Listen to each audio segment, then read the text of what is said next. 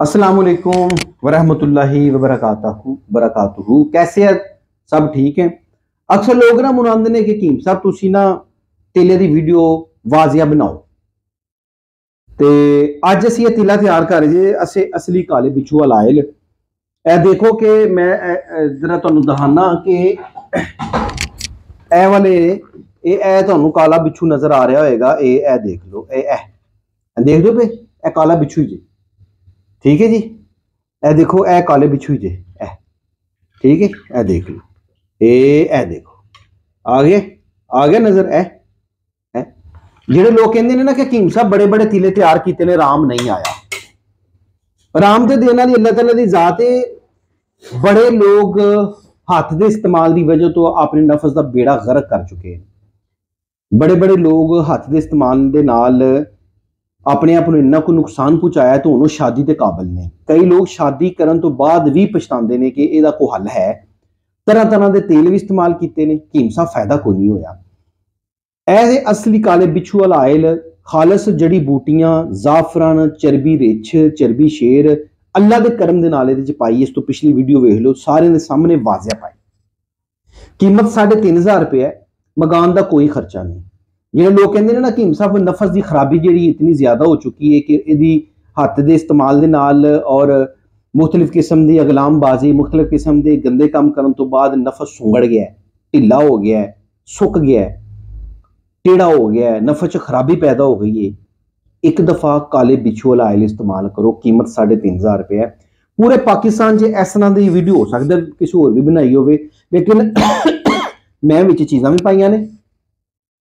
काले बिच्छू मैं अफ्रीका तो लैके आया सा। मैं अफ्रीका वीडियो बनाई सी ट्यूनस दे विच। क्या देखो मैं काले बिच्छू लैके आया और मैं दे विच काले बिच्छू पाए हुए ने। और इस तिले का किसी किस्म का कोई नुकसान नहीं। हफ्ते च सिर्फ 5 तो 7 कतरे मिलने ने। एक हफ्ते सिर्फ एक दफा, हर 5 दिन बाद 5 तो 7 कतरे मिलो या 10 कतरे मालिश करो, फिर 5 दिन बाद दोबारा मालिश करनी है। रोज रोज मालिश नहीं करनी। 3 ml का ड्रापर है। 3 ml का ड्रापर कम से कम 1.5 महीने तक जाएगा, कम अज कम 1.5 तो 2 महीने। और 1.5 तो 2 महीने काले बिच्छू वाला आयल की मालिश बहुत जबरदस्त रहेगी तुहाडे वास्ते।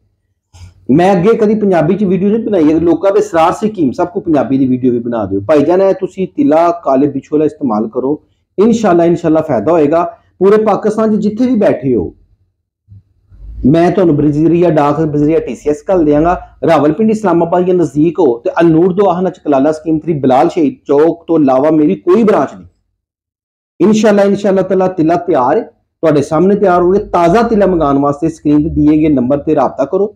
नंबर 0303 786 95 95 वाला जी। अगर मैं नाम ही चुका, मेरा कोई सीनियर हकीम या सीनियर मुलाजम चुकेगा, कोई मसला नहीं, उन्हें पता नोट करा दो। तिला ओरिजिनल ही मिलेगा तुहानू। 2 नंबर काम असीं नहीं करते।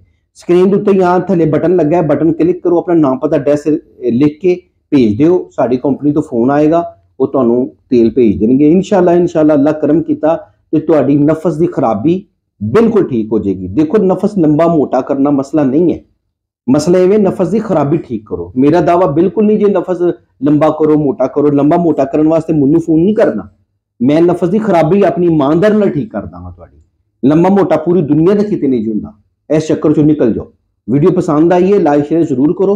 मेरे नंबर से रबता करो, तेल मंगाओ, इस्तेमाल करो। शिफा अल्लाह ताला दी जात ने देनी है। अल्लाह हाफिज़।